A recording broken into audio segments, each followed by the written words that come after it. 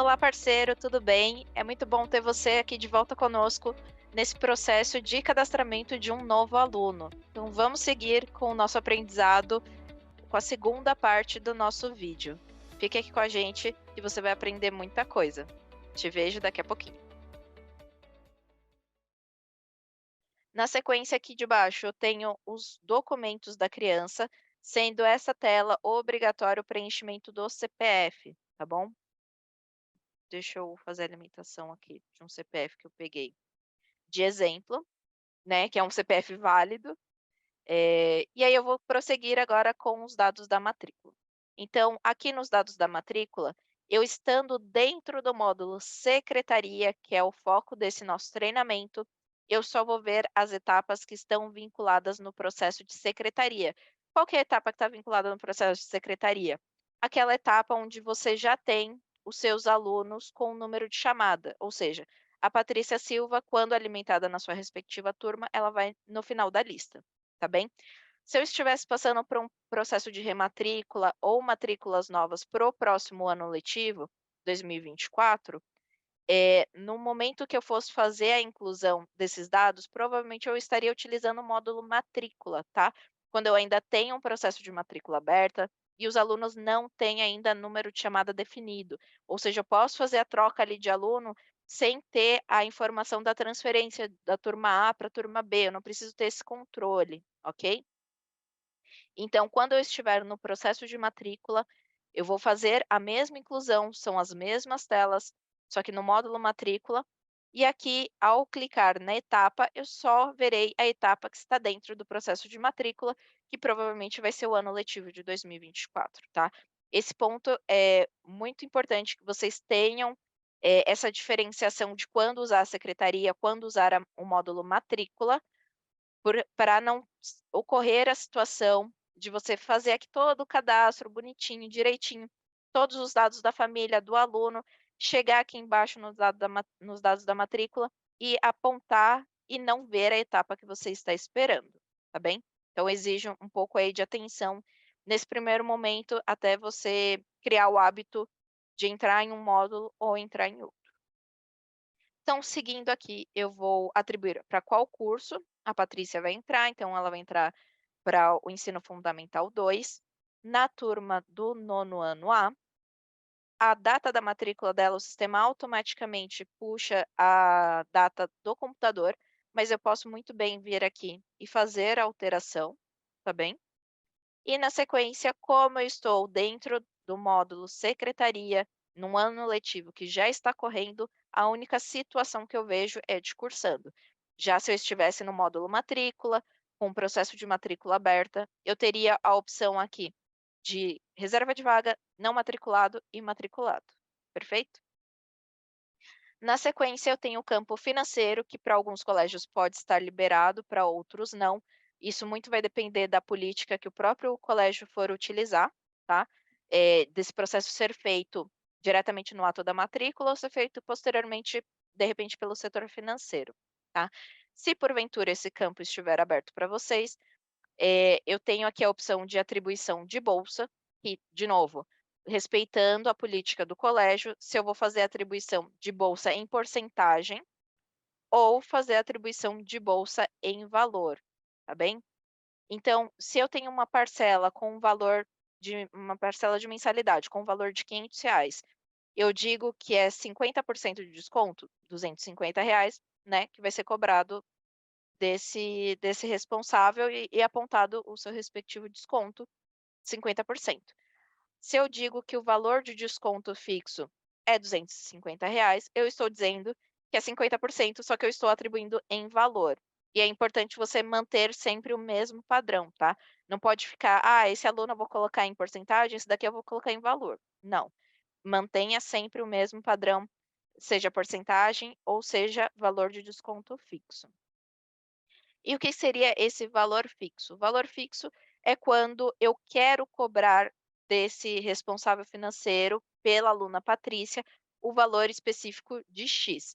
Então, vamos supor que a mensalidade seja os R$ 500, mas eu tenho um combinado com esse responsável financeiro que eu só vou cobrar dele R$ 200, tá?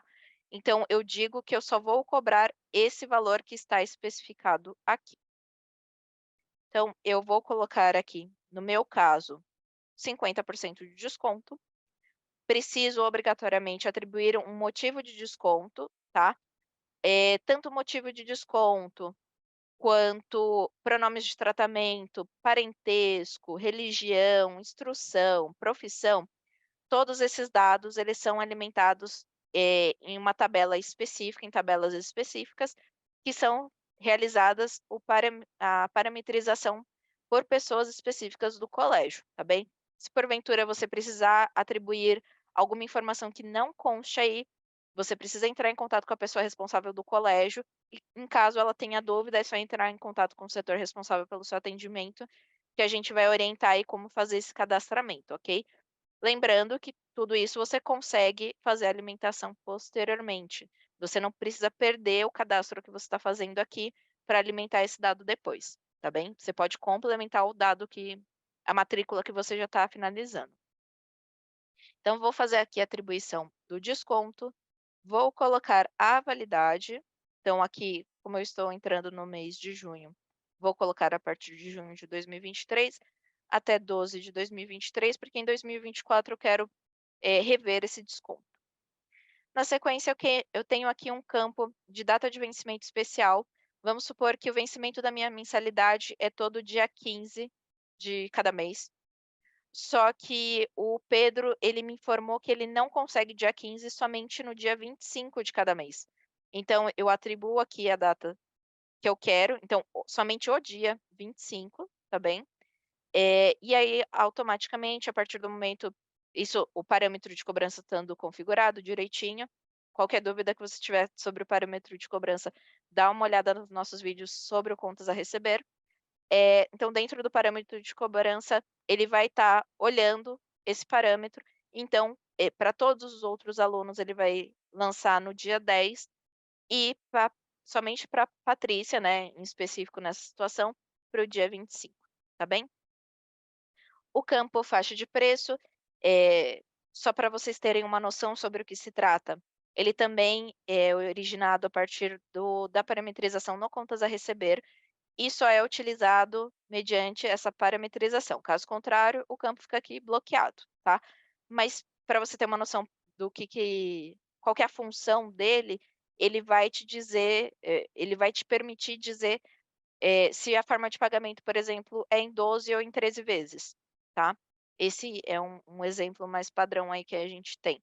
Mas estando bloqueado essa função, n não precisa ficar preocupada, basta que seja feita a alimentação posteriormente, caso vá ser utilizado pelo colégio faixa de preço, caso não seja, não tem alimentação nenhuma a ser feita. Então finalizei aqui todo o meu cadastro. Vou prosseguir agora clicando no gravar, efetivando a minha matrícula. Ao clicar no gravar, ele já aponta, ó, não existe documentos cadastrados no tipo RG e CPF. Quando ele apresenta essa mensagem, é porque ele não identificou o documento na primeira pessoa, vou confirmar. Ele deu a mesma mensagem porque ele não identificou na segunda pessoa, vou confirmar. E aí ele finaliza porque no caso, o responsável financeiro e pedagógico é a mesma pessoa. Agora, se fosse uma terceira pessoa, ele daria uma terceira vez essa mensagem, tá bem? E dentro dessa telinha aqui, eu tenho um sintético de alguns processos que eu consigo fazer no ato da minha matrícula. Então, desde que parametrizado, eu consigo fazer o processo de geração de parcela, eu consigo imprimir a folha de rosto de um contrato, eu consigo fazer o processo, de imprimir um requerimento de matrícula, que já vai trazer os dados que foram preenchidos, tá. Eu consigo fazer a impressão de uma ficha médica, tá bem?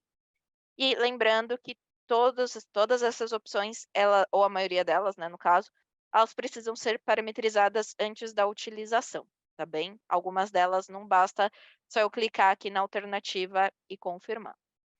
Tendo feito isso, eu tenho também a opção aqui do QI Editor, tá? A gente tem um vídeo separado falando exclusivamente do QI Editor, então a gente consegue também fazer um link aí para você não precisar ficar percorrendo as telas para chegar nele. Mas finalizada aqui minha matrícula, eu vou clicar aqui no botão fechar, e ao clicar no botão fechar, essa tela ela permanece aberta, porque caso eu precise fazer a anotação, né, no prontuário do próprio aluno, eu consigo ver qual que foi o código que foi atribuído aqui para ele. Então, qual que foi o dígito, porque o 800 eu sabia, porque fui eu que cadastrei. Agora, o dígito verificador, eu não sabia qual que o sistema ia gerar. Então, agora eu sei que é o 801 que foi atribuído o código corrido, né, 800 e 8001, desculpa, que foi atribuído a Patrícia Silva, ok? Então, agora é só eu clicar no voltar e eu posso prosseguir com o cadastramento de um novo aluno. Ou se eu clicar aqui na lupa pesquisando por ela, eu consigo identificar o seu cadastro, tá certo? É isso, gente. Qualquer dúvida, a gente fica à disposição. Obrigada e até mais.